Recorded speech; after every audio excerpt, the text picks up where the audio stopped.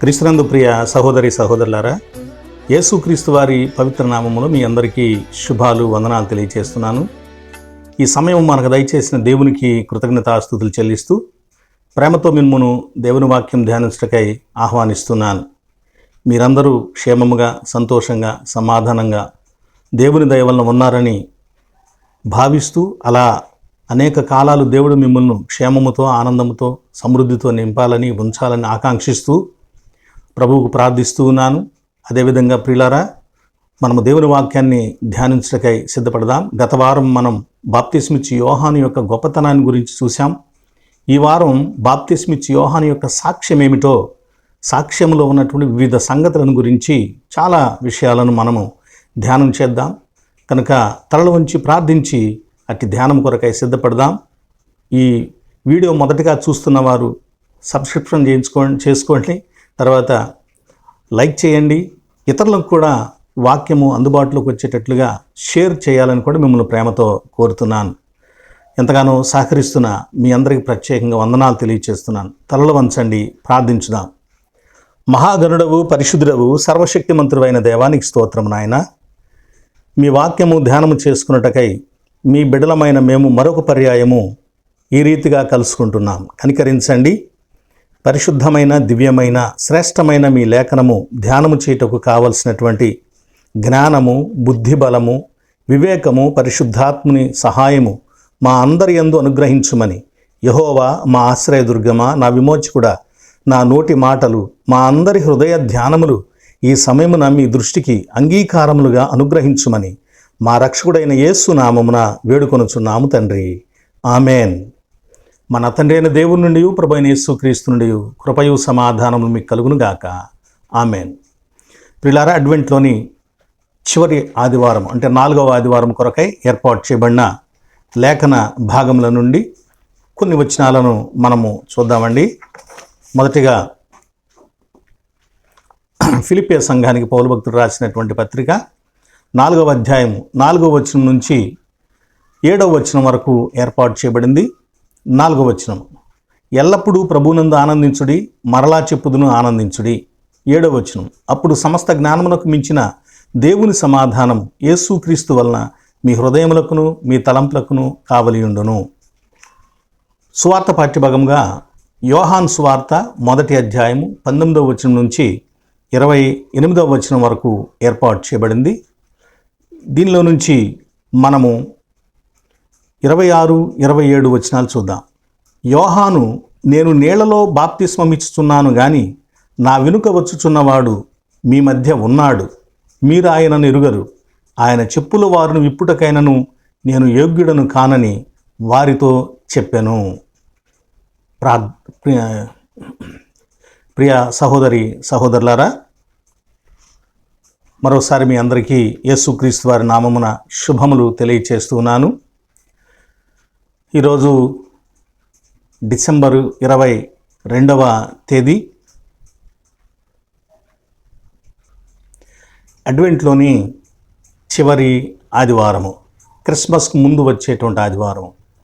ఈ క్రిస్మస్ ముందు కాలంలో డిసెంబర్ 20వ తేదీన మన సంఘ ప్రధాన ఆచార్యుడిని మనం చెప్పుకోవచ్చు.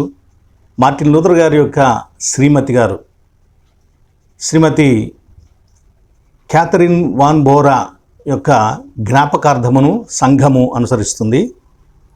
21వ తేదీని సెయింట్ థోమాస్ ఫీస్ట్ డేగా తోమాను జ్ఞాపకం చేసుకుంటూ సంఘం ఏర్పాటు చేస్తుంది.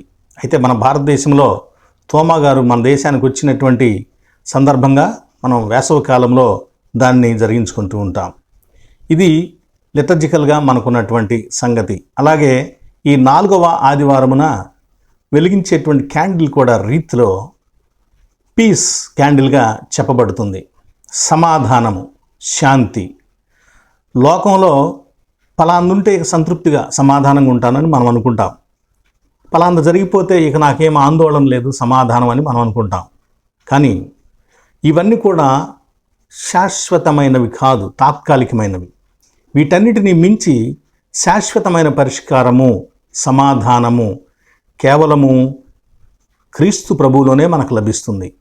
అది దేవునితో మానవునికి ఏర్పడేటువంటి సమాధానము, మానవుల మధ్య ఏర్పడేటువంటి సమాధానము, అనేక అవాంతరాలు, అంతరాలు, అభ్యంతరాలు తొలగిపోయి అందరూ ఏకమనస్సుతో దేవుని బిడ్డలుగా జీవించేటువంటి సంఘ సభ్యత్వములో ఉండేటువంటి, ఆ సంఘ సమక్షములో ఉండేటువంటి గొప్ప సమాధానం క్రీస్తు నామమున వ్యక్తికి లభిస్తుంది.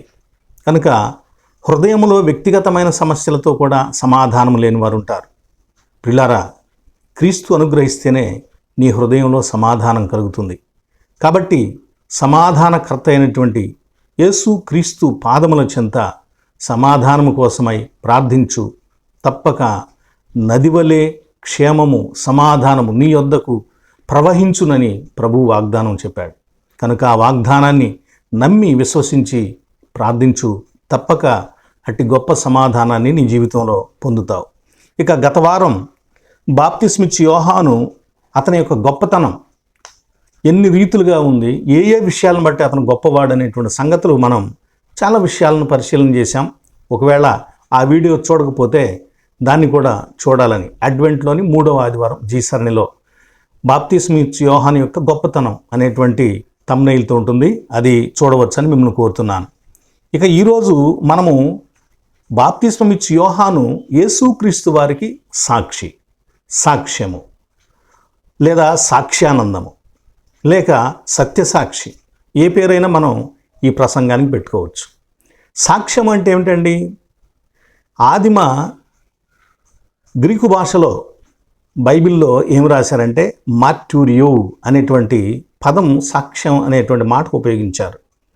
ఈ మార్టూరియో అనేటువంటి పదము ఒకటి న్యాయస్థానములలో, న్యాయ సభలలో అంటే కోర్టులలో మరియు వివిధ సందర్భాలలో ఒక వ్యక్తిని కానివ్వండి, ఒక వస్తువును కానివ్వండి, అది ఏమై ఉన్నది అనేది నిర్ధారించుకోవటానికి దానిని గురించి ప్రత్యక్షంగా నేత్రములతో చూసిన వ్యక్తి కానీ, చెవులతో వినిన వ్యక్తి కానీ, స్పృశించి దానిని తెలుసుకున్న వ్యక్తి కానీ చెప్పేటువంటి ఎక్స్పీరియన్స్, ఆ సంగతినే సాక్ష్యం అంటాడు. అది చెప్పే వ్యక్తే సాక్షి. ఇక్కడ యేసుక్రీస్తు వారికి బాప్తిస్మమిచ్చు యోహాను సాక్షి. అయితే సాక్ష్యం ఇవ్వటానికి అతనికి ఉన్నటువంటి అర్హతలు ఏమున్నాయి? సాక్ష్యం ఇవ్వటానికి అతను చూశాడా, విన్నాడా, స్పృశించాడా? సువార్తికుడైన యోహాను తాను పత్రికలో మేము దేనిని కనుగొంటిమో, దేనిని నిదానించి చూచితమో, మా చేతులు దేన్ని తాకాయో ఆ జీవమును గురించి సాక్ష్యం ఇస్తున్నానన్నాడు. ఓకే, సాక్ష్యమిచ్చేవారు ముగ్గురు, నీళ్లును, ఆత్మయు, రక్తమును అని తన యొక్క పత్రికలో తెలియచేశాడు. ఇక్కడ అలాగే బాప్తిస్మమిచ్చు యోహాన్, స్నానికుడైన యోహాన్ అని కూడా మనం అనవచ్చు. ఈయనకు యేసుక్రీస్తు వారిని గురించి సాక్ష్యం ఇవ్వటానికి ఆయనకున్నటువంటి ఆధారాలు, అర్హతలు ఏమిటని చూస్తే, ఒకటి, ఆయన వారిరువురు కూడా బంధువులు. ఎందుకనంటే మరియమ్మ దగ్గర ఎలిజబెత్తమ్మ యొక్క 6వ నెలలో దేవదూత మాట్లాడేటప్పుడు మీ బంధువురాలైనటువంటి ఎలిజబెత్తుకి ఇది 6వ మాసం అని చెప్పింది. మీ బంధువురాలు అంటే బాప్తిస్మిచ్చి యోహాను తల్లిదండ్రులు, ప్రభువైన యేసుక్రీస్తు వారి యొక్క తల్లిదండ్రులు బంధువులు అన్నమాట. కాబట్టి బంధువులంటే ఒకరికొకరు తెలుసుంటారు కనుక సాక్ష్యం ఇవ్వటానికి అర్హత ఉంది.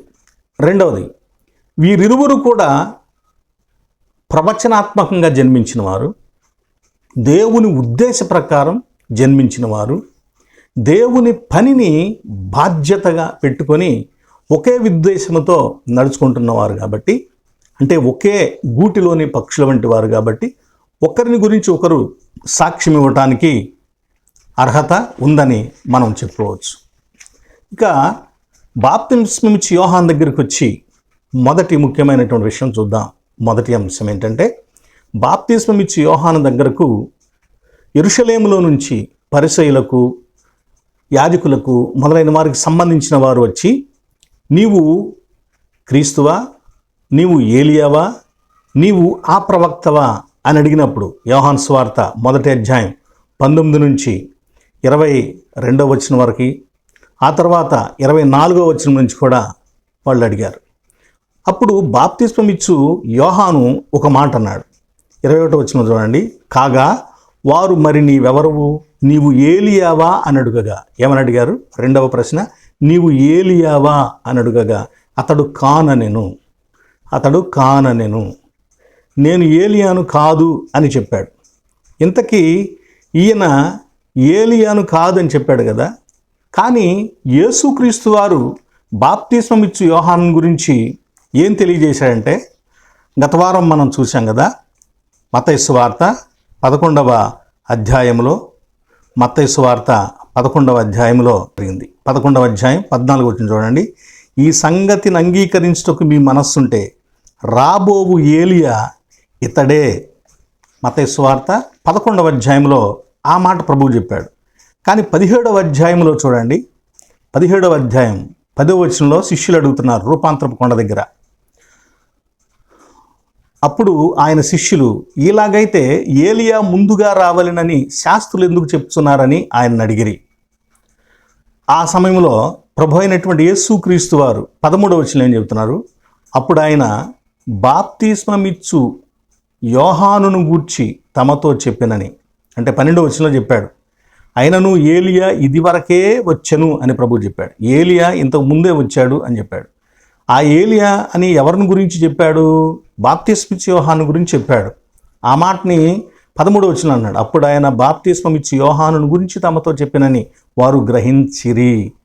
కాబట్టి బాప్తిస్మమిచ్చు యోహాను యేసుక్రీస్తు వారి యొక్క సాక్ష్యమును బట్టి ఏమై ఉన్నాడు? ఏలియా అయి ఉన్నాడు.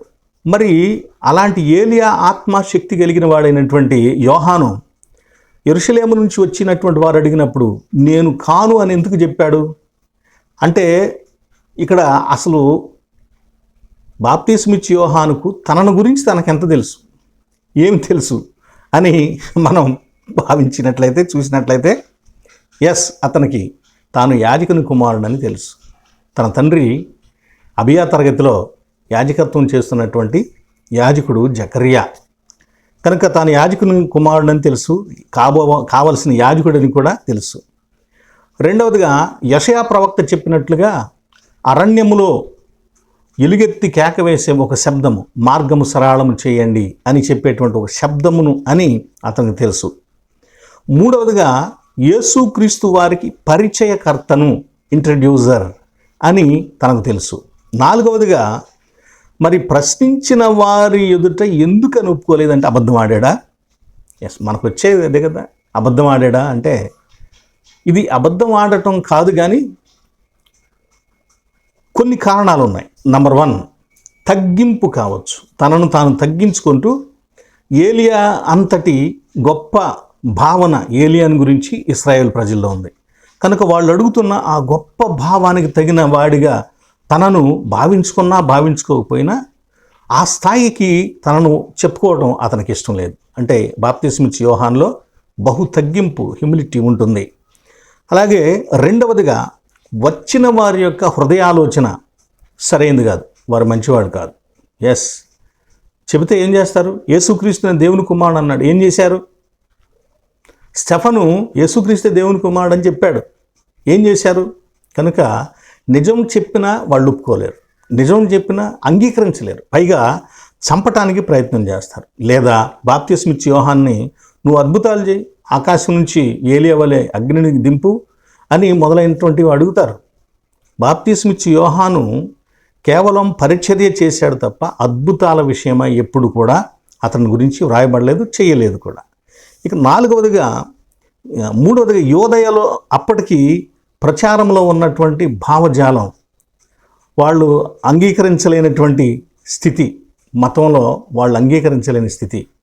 ఎదురు చూస్తున్నారు, మన కోసం ఏలియా వస్తాడు, మన కోసం మోషే చెప్పిన ప్రవక్త వస్తాడు, మన కోసం క్రీస్తు వస్తాడు, మెస్సియా వస్తాడు అని గొప్పగా చెప్పుకుంటున్నారు, నిరీక్షిస్తున్నారు, ఎదురు చూస్తున్నారు. కానీ ఈ మాటలు వీళ్ళ కోసం ఎదురు చూసే వాళ్ళందరూ కూడా చిన్న చిన్న స్థితుల్లో ఉన్నవాళ్ళు, నిజమైన భక్తి కలిగిన వాళ్ళు. కానీ ధనవంతులు, వ్యాపారస్తులు, గొప్ప గొప్ప అధికారంతో యాజకులుగా, కోర్టులో, సన్హెడ్రిన్ సభలో నాయకులుగా ఉన్న వాళ్ళలో దగ్గర 90% ఎలా ఉన్నారంటే ఆ మాటలు చెప్పి ప్రజలను మభ్యపెడుతూ దోచుకునే వారిలాగా ఉన్నారు తప్ప వీళ్ళు దాన్ని నమ్మే వ్యక్తులుగా లేరు.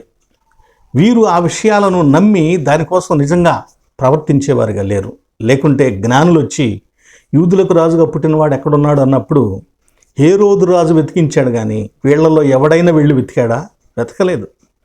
కనుక దేవుడు కూడా పేదవాళ్లలోకి వెళ్ళి ఆయనను గురించి తపనతో ఆశతో ఉన్నటువంటి వాళ్ళలో జన్మించి వారి నుంచి లోకానికి వచ్చాడనమాట. కాబట్టి ఈ బాప్తిస్మిచ్చి యోహాను చెప్పకపోవటానికి ఇలాంటి కారణాలు చాలా ఉన్నాయి. ఇంకా ప్రధానంగా బైబిల్లో ఉండే ఒక కారణం ఏంటంటే, తనను గురించి తాను గొప్పగా ఎప్పుడు బైబిల్లో రచయితలు కానివ్వండి, వేరే భక్తులు కానివ్వండి చెప్పరు. 3వ ఆకాశానికి వెళ్ళాడు ఒక ఆయన అని కొరింథీ పత్రికలో పౌలు చెప్తాడు. ఆ వెళ్ళిన ఆయన ఎవరో కాదు, పౌలే. కానీ నేను వెళ్ళాననే మాట చెప్పడు అక్కడ. కాబట్టి ప్రియులారా, బైబిల్లో ఉన్న ఒక పద్ధతి ఏంటంటే, తనను గురించి హెచ్చుగా ఉండేటువంటి సంగతి భక్తులు చెప్పరు. మనమైతే చెప్పుకుంటాం, నేను అది చేశాను, నేను ప్రార్థన చేస్తే ఇది జరిగింది, నేను అట్లా చేశానని మనం చెప్పుకుంటాం. కానీ బైబిల్ భక్తులు, నిజమైన భక్తులు అలా చెప్పుకోరు. మరి ఇంతవరకు బాప్తిస్మిచ్చి యోహాను తన గురించి తనకేం తెలుసు? రెండవదిగా సబ్ టాపిక్, యేసుక్రీస్తు వారిని గురించి ఏమాత్రం తెలుసు? యేసుక్రీస్తు వారిని గురించి ఏమాత్రం తెలుసు అంటే, యేసుక్రీస్తు వారిని గురించి తెలుసు, తెలియకుండా ఎట్లా ఉంటుందండి? తెలియకుండా ఎట్లా ఉంటుంది? గర్భంలో ఉన్నప్పుడే మరియమ్మ స్వరం వినగానే గంతులు వేశాడు కదా, తెలియకుండా ఎట్లా ఉంటుంది? తెలిసిందిగా, తెలిస్తేనే గంతులు వేసింది. రెండవది, వారిద్దరు బంధువులు కాబట్టి బంధువులుగా ఒకరిని గురించి ఒకరికి ఎందుకు తెలియదు? తెలిసే ఉంటుంది.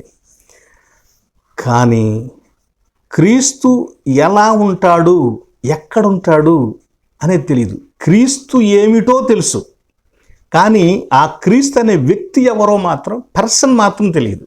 పర్సనాలిటీ తెలుసు, స్వభావం తెలుసు, శక్తి తెలుసు, కానీ వ్యక్తిగా మాత్రం యేసుక్రీస్తు వారు ఎవరో బాప్తిస్మిచ్చి యోహానుకు తెలియదు. అందుకే అంటాడు, ఆయన మీ మధ్యలో ఉన్నాడు కానీ మీరు ఎరుగరంటే నేను కూడా ఎరుగను అని చెప్తున్నాడు అనమాట అక్కడ. ఇది చాలా విచిత్రం. యేసుక్రీస్తు వారు ఏమై ఉంటాడో తెలుసు, కానీ ఎలా ఉంటాడో, ఆ ఉన్న వాళ్ళలో ఎవరో అనేది బాప్తిస్మిచ్చి యోహానుకు తెలియదు అన్నమాట. అంటే క్రీస్తు వాళ్ళ మధ్యలో తిరుగుతూ ఉన్నాడు, కానీ వాళ్ళు గుర్తించలేకపోయారు. క్రీస్తుని గురించినటువంటి విషయాలన్నీ కూడా ఏమేమి చేస్తాడు ఏంటనేది తెలుసు బాప్తిస్మిచ్చి యోహానుకు, మరి ఎక్కువగా తెలుసు. కానీ పర్సనల్ బంధువులు అన్నావు కదా పాస్టర్ గారు, తెలియకుండా ఎట్లుంటుందని మీరు అడగొచ్చు. అవునండి, బంధువులు ఒకరికొకరు తెలియకుండా పెరిగే వాళ్ళు ఉన్నారు. వీళ్ళు అలాగే పెరిగారు. ఎందుకంటే జ్ఞానులు చేసిన పనికి 2 సంవత్సరాల్లో పిల్లలందరినీ కూడా చంపివేయమని హేరోదు ఆర్డర్ వేశాడు. అప్పుడు యేసుక్రీస్తుని తీసుకొని ఐగుప్తుకు వెళ్ళిపోయారు కదా మరియమ్మ యోసేబులు. కొన్నాళ్ళ తర్వాత తిరిగి వచ్చారు, మళ్ళీ వెళ్ళిపోయి నజరేతులో జీవించారు.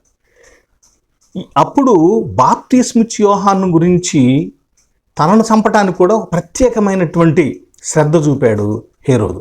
ఎందుకంటే లూకా సువార్తలో 1వ అధ్యాయం 65 ఆ వచనాల్లో మనం చూసినట్లయితే, అందును బట్టి వారి చుట్టుపట్ల కాపురమున్న వారందరికీ భయము కలిగను, ఆ సంగతులన్నీ యోదయ కొండసీమల యందంతట ప్రచురమాయను. లూకా 1:65లో. ఎందుకని? జకర్యా ఒక్కసారి నోరు తెరిచి గొప్పగా చెప్పాడు. అలా చెప్పినప్పుడు దాని గురించి విస్తృతమైన ప్రచారం జరిగింది. అది చాలా దూరం వెళ్ళిపోయింది, ఆ నోట ఈ నోట బడి. కాబట్టి బాప్తిస్మిచ్చి యోహాను గురించి ఏదో ఒక ప్రత్యేకమైనటువంటి ఆలోచన, గుసగుసలు ఆ ప్రాంతంలో ఎక్కువగా మాట్లాడుకుంటున్నారు. ఈ విషయం హేరోదుకు తెలిసి బహుశా ఈ ప్రాంతానికి కూడా సైనికులను పంపిస్తాడు. కాబట్టి జకర్యా పెద్ద వయసులో ఉన్నాడు, ఆమె కూడా పెద్ద వయసులో ఉంది. కనుక తన భార్యను ఆ శిశువునిచ్చి అరణ్యములో రహస్య ప్రదేశానికి వెళ్ళిపోమ్మని ప్రార్థన చేసి పంపించాడు. వీళ్ళిద్దరు పెద్దవాళ్ళు కదా. బాప్తిస్మిచ్చి యోహాను ఎదిగేలోపే చనిపోయారు వీళ్ళు. ఒక అనాథ అయిపోయాడు అరణ్యంలో. ఆ ప్రాంతంలో ఉన్నటువంటి కుమ్రాను తెగవారు, ఎస్సేనీయులు, అంటే వాళ్ళ నుంచే కొంత లో లెవెల్ పీపుల్ పరిసయుల కంటే కూడా చాలా హై లెవెల్ భక్తిగా ఈ ప్రపంచానికి దూరంగా మనం జీవించాలని జీవించేటువంటి వాళ్ళు ఈ ఎస్సేని గుంపు కుమ్రాన్ గృహాల్లో ఉండేవాడు. వాళ్ళు బాప్తిస్మం ఇచ్చి యోహానును చేరదీసి పెంచారు. కనుక అక్కడ అతడు చాలా పౌరుషంగా పెరిగాడు, చాలా భక్తి కలిగి పెరిగాడు, నాణ్యమైన భక్తుడిలాగా పెరిగాడు. కాబట్టి యేసుక్రీస్తు వారేమో ఐగుప్తుకు వెళ్ళిపోయాడు, అక్కడి నుంచి నజరేతు వచ్చి పెరిగాడు. ఈయనేమో అరణ్యంలో పెరిగారు. బంధువులుగా తనకు అవగాహన ఉంటే ఉండుండొచ్చాం, కానీ ఆ బంధువులు ఎవరెవరనేది బాప్తిస్మిచ్చి యోహానుకు తెలియదు. ఒక అనాథలాగా పెరిగాడని మనం చెప్పుకోవచ్చు. కనుక ప్రియులారా, తన ముందు తిరుగుతున్న తన బంధువై ఉన్న యేసుక్రీస్తు వారిని గురించి నాకు కూడా తెలియదు, కానీ ఆయనను ప్రత్యక్షం అవటం కోసమే, ఆయనకు ముందుగా నడవటం కోసమే నేను నడుస్తూ ఉన్నానని తెలియచేశాడు. చాలా గొప్ప గొప్ప విషయం ఇది, చాలా గొప్ప విషయం. భక్తుల జీవితాల్లో ఉన్నటువంటి బహు ఇబ్బందికరమైనటువంటి పరిస్థితులు మనం దీనిలో చూస్తాం. ఇక మరి ఎలాగూ బాప్తిస్మిచ్చి యోహాను యేసుక్రీస్తుని తెలుసుకుంటాడు అంటే అతనికి ఒక సూచన ఇవ్వబడింది. ఆ సూచన ఏంటంటే యోహాను సువార్త 1వ అధ్యాయం 33వ వచనంలో, నేను ఆయనను ఎరుగనైతిని. చూసారా, నేను ఎరగను ఆయన్ని కూడా అని చెప్తున్నాడు. ఆయన కూడా, కానీ నీళ్లలో బాప్తిస్మిచ్చుటకు నన్ను పంపినవాడు నీవెవని మీద ఆత్మ దిగి వచ్చి నిలుచుట చూతువో ఆయనే పరిశుద్ధాత్మలో బాప్తిస్మం ఇచ్చువాడని నాతో చెప్పాను. కాబట్టి నేను ఆయన కోసం ఎవరి మీద పరిశుద్ధాత్మ నిలుస్తాడా అని ఆయన కోసం నేను ఎదురు చూస్తూ ఉన్నాను, తపన పడుతూ ఉన్నాను, ఈ పని చేస్తూ ఉన్నాను, నిరాఘాటంగా చేస్తూ ఉన్నాను అని భక్తుడు తెలియజేశాడు. యోహాను సువార్తే సూచనల గ్రంథము. 7 సూచనలు దానిలో ప్రత్యేకంగా చెప్పబడతాయి.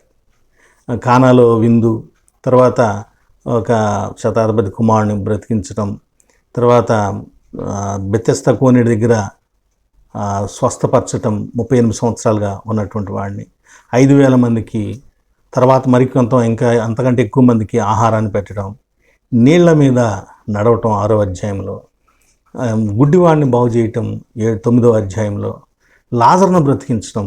ఇవి 7 ప్రత్యేకమైనటువంటి సూచనలు యోహాను సువార్తలో ఉంటాయి. ఇంకొక సూచన పర్సనల్, బాప్తిస్మిచ్చి యోహానుకి పరిశుద్ధాత్మ దిగి ఎవరి మీద నిలుస్తుందో ఆయన. కనుక ఆ సూచన కోసమై ఎదురు చూస్తూ తన పరిచర్యను కొనసాగిస్తున్నాడు. మరి ఈ సంగతి ఎవరు చెప్పారు? నన్ను పంపిన ఆయన అన్నాడు కదా, ఎవరు పంపారు? బాప్తిస్మిచ్చి యోహాన్ని. ఎస్, బాప్తిస్మం ఇచ్చి యోహానును పంపిన వారికి ఆయన ఉన్నాడు. యేసుక్రీస్తు వారు బాప్తిస్మం తీసుకొని కానీ పరిశుద్ధాత్మ దిగి వచ్చిందని చెప్తారు కదా, ఆ ఆత్మ ఆయనని ఎక్కడికి తీసుకుని పోయిందంట? బలంగా ఎక్కడికి తీసుకుని వెళ్ళిపోయింది? అరణ్యంలోకి తీసుకుని వెళ్ళిపోయింది. ఆత్మ పంపించాడు, నడిపించాడు. అలాగే బాప్తిస్మిచ్చి యోహాను కూడా ఆత్మ నడిపించాడు. బాప్తిస్మిచ్చి యోహానుకు పరిశుద్ధాత్మ ఉన్నాడా? ఎస్, జాగ్రత్తగా మనం చూడాలి. ఇక్కడ లూకాసు వార్త 1వ అధ్యాయం 15వ వచనంలో చూడండి, తన తల్లి గర్భమున పుట్టినది మొదలుకొని, జాగ్రత్తగా వింటున్నారా, తన తల్లి గర్భమున పుట్టినది మొదలుకొని పరిశుద్ధాత్మతో నిండుకొనిన వాడై. ఎవరు? బాప్తిస్మిచ్చి యోహాను. పుట్టిన అంటే గర్భములో ఉన్నప్పటి నుంచి. కనుకే అవతల ఒక నెల రోజులు లేదా 2 నెలల లోపు ఉన్నటువంటి చిన్న గర్భంలో ఉన్నటువంటి యేసుక్రీస్తు వారు, ఆయన తల్లి రాగానే ఆమె స్వరం వినగానే ఈయన తల్లి గర్భంలో ఉండి గంతులు వేశాడు. పరిశుద్ధాత్మ గర్భములో ఉన్న శిశువులలో కూడా పరిశుద్ధాత్మని యొక్క పని జరుగుతుంది. క్రీస్తు పరిశుద్ధాత్మ సహాయంలోనే గర్భము ధరించబడ్డాడు కదా, ఆయన శక్తి మూలంగానే. కాబట్టి స్నేహితులారా, పరిశుద్ధాత్మ ఫలానా వయసు, ఫలానా సంగతి అని పెట్టుకోవటానికి వీల్లేదు. ఆయన ఎవరి మీదైనా ఎప్పుడైనా పని చేయగలిగినటువంటి గొప్ప దేవుడు. ఇక రెండవ ముఖ్య విషయం, ఇప్పటి వరకు మనం ఏం చూసామంటే సాక్ష్యం ఇవ్వటానికి యోహానుకు ఉన్నటువంటి అర్హత ఏమిటి. రెండవది, అసలు ఈ బాప్తిస్మిచ్చి యోహానుకి తన గురించి తనకెంత తెలుసు, యేసుక్రీస్తు వారిని గురించి ఎంత తెలుసు, యేసుక్రీస్తు వారిని గురించి తెలుసుకోవడానికి అతనికి ఉన్న సూచన ఏమిటి అనే విషయాలు మనం చూసామండి. ఇప్పుడు బాప్తిస్మం ఇచ్చి యోహాను యొక్క మినిస్ట్రీని గురించి కొద్దిగా చూద్దాం. బాప్తిస్మం ఇచ్చి యోహాను యొక్క మినిస్ట్రీ ఏమిటి? నెంబర్ 1, బాప్తిస్మం ఇవ్వటం. బాప్తిస్మం ఇచ్చి యోహాను ఎందుకు బాప్తిస్మం ఇచ్చాడు? ఈ విషయాలు మనం చూడాలండి. ముఖ్యంగా 3. మత్తయి సువార్త 1ది, మత్తయి సువార్త 3వ అధ్యాయం 11వ వచనం, మారు మనస్సు నిమిత్తము నేను నీళ్లలో మీకు బాప్తిస్మం ఇస్తున్నాను. మారు మనస్సు నిమిత్తం. రెండవదిగా మార్క్సు వార్త 1:4 బాప్తిస్మం ఇచ్చి యోహాను అరణ్యములో ఉండి పాపక్షమాపణ నిమిత్తము మారు మనస్సు విషయమైన బాప్తిస్మం ప్రకటించవచ్చాను. పాపక్షమాపణ నిమిత్తము. మూడవదిగా చాలా కాలం నుంచి ఆ ప్రాంతంలో ఉన్నటువంటి యోదయ గురువులు ప్యూరిఫికేషన్ కొరకై ఇచ్చేటువంటి సాంప్రదాయాల్లో క్రతువులలో బాప్తిస్మం ఒకటి కనుక ఈయన కూడా ఒక క్రొత్త గురువు కాబట్టి ఈయన కూడా బాప్తిస్మం ఇస్తున్నాడు, దాన్ని కంటిన్యూ చేస్తున్నాడు, దాన్నే అవలంబిస్తున్నాడు సాంప్రదాయాన్ని. నాలుగవదిగా ప్రాముఖ్యంగా మరొకటి యోహాను సువార్త 1:31 నేను ఆయనను ఎరుగనైతిని గాని ఆయన ఇశ్రాయేలుకు ప్రత్యక్ష మగుటకు నేను నీళ్ళలో బాప్తిస్మిస్తున్నాను. ఆయన ఇశ్రాయేలునకు ప్రత్యక్ష మగుటకు నేను నీళ్ళలో బాప్తిస్మిస్తున్నాను. అంటే యేసు క్రీస్తు వారు ఎవరు అనేది బహిర్గతం చేయటానికి ఆయన బాప్తిస్మిస్తున్నాడు. యేసుక్రీస్తు వారు కూడా ఎందుకు వెళ్ళి బాప్తిస్మం తీసుకున్నాడు ఇప్పుడు అర్థమైందా? కనుక యేసుక్రీస్తు వారి బాప్తిస్మంతో బాప్తిస్మిచ్చి యోహాను ఇచ్చినటువంటి బాప్తిస్మంతో నేడు క్రైస్తవులమైన మనం తీసుకోవాల్సిన బాప్తిస్మాన్ని పోల్చవద్దు. ఆ బాప్తిస్మాలు వాటి సందర్భాలు వాటి ఉద్దేశం వేరు, మనం తీసుకునే బాప్తిస్మం యొక్క ఉద్దేశం వేరు. కనుక చాలామంది యేసుప్రభు వారు వెళ్ళాడుగా తీసుకున్నాడుగా, దయచేసి ఆయనతో ఆ బాప్తిస్మంతో మన బాప్తిస్మాన్ని పోల్చుకోవద్దని నేను కోరుతూ ఉన్నాను. ఇది తెలియక ఇష్టం వచ్చినట్లుగా బాప్తిస్మాల విషయంలో కూడా చాలా సంగతులు చేస్తున్నారు. ప్రియులారా, ఇంకా ఇతను చేసింది ఏంటంటే గ్రౌండ్ ప్రిపేర్ చేశాడు. ఆ గ్రౌండ్ ప్రిపేర్ చేయటంలో నంబర్ 1 హృదయాలను సరిచేసి తండ్రుల హృదయాలను పిల్లల వైపు తిప్పటం. తండ్రులు అంటే ఇక్కడ నాట్ ఓన్లీ పేరెంట్స్, సమాజంలో ఉన్నటువంటి నాయకులను కూడా తండ్రులుగా కుమారులుగా కూడా దేవుని కుమారులుగా కూడా చెప్పబడింది. అంటే ఒక తండ్రి స్వభావంతో సమాజాన్ని నడిపించాలి, పరిపాలించాలి, అజమాయిషి చేయాలనేటువంటి భావన. రెండవది అతను చేసింది ఏంటంటే అతను చేసినటువంటి పని గురించి లూకా సువార్త 1:17 ఉంది. మరియు అతడు తండ్రుల హృదయములను పిల్లల తట్టుకును, 2 అవిధేయులను నీతిమంతుల జ్ఞానం అనుసరించటకును తిప్పి, 3 ప్రభు కొరకు ఆయత్తపడి ఉన్న ప్రజలను సిద్ధపరచటకై, 4 ఏలియా యొక్క ఆత్మయు శక్తి గలవాడై, 5 ఆయనకు ముందుగా వెళ్ళెను, 6 నీకు సంతోషమును మహదానందమును కలుగును, అతడు పుట్టినందువలన అనేకులు సంతోషించెదరు. వీటిలో హృదయాలను సిద్ధపరుస్తూ ఉన్నాడు. రెండవదిగా టర్న్ టు ఫాలో గాడ్, ఆ అవిధేయులను నీతిమంతుల జ్ఞానం అనుసరించటకు త్రిప్పివేయటం. దాన్ని మెటనోయియా, ఈయన బోధే మారు మనస్సు పొందడి, మనస్సు మార్చుకోండి అనేటువంటి బోధ. అవిధేయత, దేవునికి అవిధేయులుగా ఉన్న వారిని దేవుని వైపు తిరిగి మారు మనసుకు తగిన ఫలాలు ఫలించండి అని తెలియజేశాడు. మూడవదిగా ప్రిపేర్డ్, ఎవరిని ప్రిపేర్డ్ పీపుల్ అంటే ఆయత్తపడి ఉన్న ప్రజలను సిద్ధపరచడం. ఆయత్తం అంటేనే సిద్ధం, రెడీనెస్. మరి ఇంకా సిద్ధపడిన వాళ్ళనే సిద్ధపరుస్తాడనమాట. అంటే ఏంటి? విసుగు చెంది దేవుని కోసమై ఏమైనా చేయటానికి, ఎలాగైనా బ్రతకటానికి దేవుని కోసం ఇష్టపూర్వకంగా ఉన్న వ్యక్తులను ఆయన దగ్గరికి నడిపిస్తున్నాడు, వారిని ముందుకు ఒక అడుగు తీసుకుని వస్తున్నాడు. అలాంటి వాళ్ళల్లోనే శిష్యులు ఉన్నారు. ఆయన శిష్యులుగా యేసుక్రీస్తు వారికి కావలసిన వారిని శిష్యరికం తన దగ్గర చేయించి ఆయన దగ్గరికి నడిపించాడు. ప్రిపేర్డ్, ఆయత్తపడిన వారిని సిద్ధము చేశాడనమాట. అలాగే అథారిటీ అండ్ నేచర్, ఏలియా యొక్క ఆత్మ, ఏలియా యొక్క స్వభావం కలిగిన వాడై చేశాడు. ఏలియా ఎలాగైతే అద్భుతాలు చేశాడో అవి చేయలేదు, కానీ ఏలియా ఎలాగైతే మారు మనసు పొందండి అని ప్రకటించేవాడో, సవాల్ చేసేవాడో, రాజులను వ్యతిరేకించేవాడో, రాజులను కూడా గద్దించేవాడో, అలాగే రాజులను కూడా గద్దించాడు. ఎదుట ఉన్నవారు ఎవరనేది లేకుండా నిష్పక్షపాతంగా గద్దించడం, బుద్ధి చెప్పటం, బోధించడం సంగతులను బాప్తిస్మిచ్చి యోహాను చేసేవాడు. ప్రియులారా, అలా చేశాడు కాబట్టే ఏలియాకి అక్కడ ఒక స్త్రీ వలన, యెజబేలు వలన సమస్య ఎదురైంది. ఇక్కడ బాప్తిస్మిచ్చి యోహాను కూడా సలోమే, ఫిలిప్ భార్య వలన, హేరోదు తీసుకుని వచ్చినటువంటి ఆమె వలన సమస్య ఏర్పడింది. జాగ్రత్త ప్రియ సహోదరి సహోదరులారా, బాప్తిస్మం ఇచ్చి యోహాను వలె మిమ్మల్ని ఎవరైనా గద్దిస్తూ ఉంటే, మీ తప్పును ఖండిస్తూ ఉంటే, మీ నేరాన్ని ఎత్తి మీకు చూపించి దీన్ని సరిదిద్దుకోండి అని చెబుతుంటే ఒకవేళ వాళ్ళ పట్ల మీరు కూడా ఇలాగే వ్యవహరిస్తూ ఉంటే జాగ్రత్త. తీర్పు దినం ఒకటి ఉంది, జాగ్రత్త.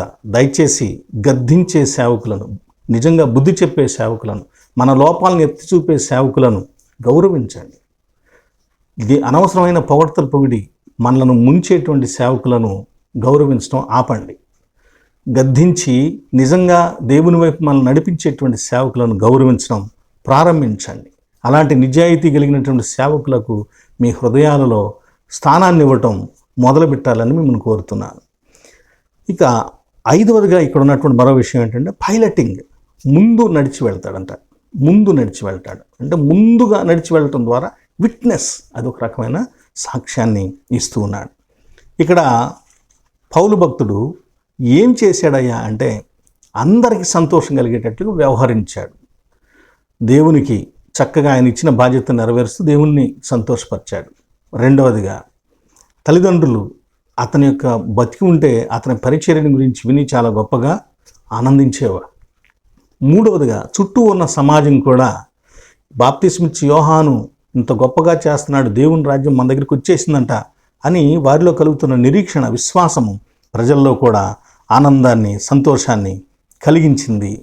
ఇలా బాప్తిస్మిచ్చి యోహాను తాను పరిచర్యను కొనసాగించాడు.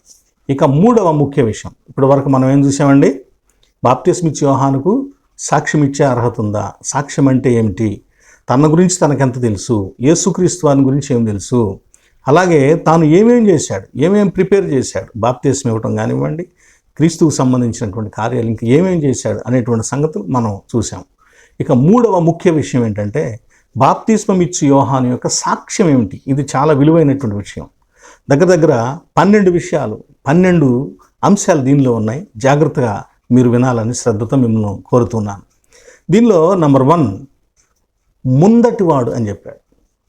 కానీ బాప్తిస్మిచ్చి యోహాను మాట్లాడేటప్పుడు ఏమన్నాడంటే యోహాను సువార్త 1:15 యోహాను ఆయనను గురించి సాక్ష్యం ఇచ్చు, నా వెనుక వచ్చువాడు నాకంటే ప్రముఖుడు కనుక నాకంటే ముందటి వాడాయనని నేను చెప్పినవాడు ఈయనే అని చెప్పాడు యేసుక్రీస్తు వారిని చూపిస్తూ. నాకంటే వెనక వచ్చేవాడు, నాకంటే ముందువాడే ఆయన అని చెబుతున్నాడు. ఈ మాటల్లో ఈ వెనక ముందు అని చెప్పడంలో నంబర్ 1 టైమింగ్ని బట్టేమో వెనక వస్తున్నాడని చెబుతున్నాడు. అంటే నేను పుట్టిన 6 నెలలకు ఆయన పుట్టాడు, ఆయనకంటే ముందు నేను పరిచర్య మొదలుపెట్టాను, నా తర్వాత ఆయన పరిచర్య మొదలు పెడతాడు అని బాప్తిస్మిచ్చి యోహాను తర్వాత యేసుక్రీస్తు వారు వెంబడిస్తున్నట్లుగా తెలియచేస్తాడు.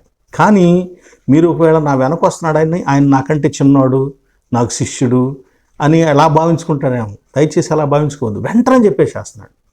చూడండి, వెంటనే ఈ మాట చెప్పేసేస్తున్నాడు.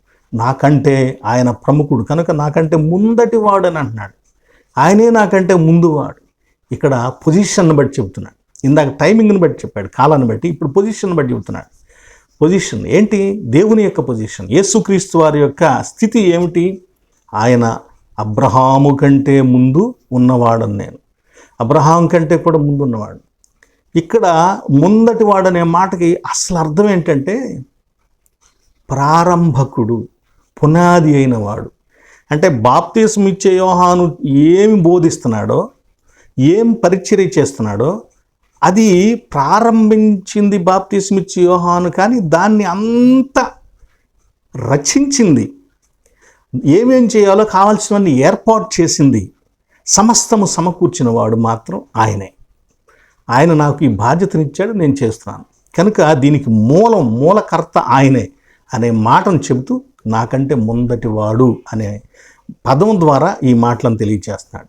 2 ఇచ్చిన సాక్ష్యాల్లో మొదటిది నాకంటే మొదటివాడు, 2వది నాకంటే గొప్పవాడు. ఈ గొప్పవాడు అంటానికి ఏం చెప్పాడంటే నంబర్ 1 పై నుండి వచ్చినవాడని చెప్పాడండి. యేసుక్రీస్తు వారు నాకంటే గొప్పవాడని చెప్పడానికి పై నుండి వచ్చినవాడు. యోహాను సువార్త 3:31 పై నుండి వచ్చువాడు అందరికీ పైనున్నవాడు, అందరికీ పైనున్నవాడు.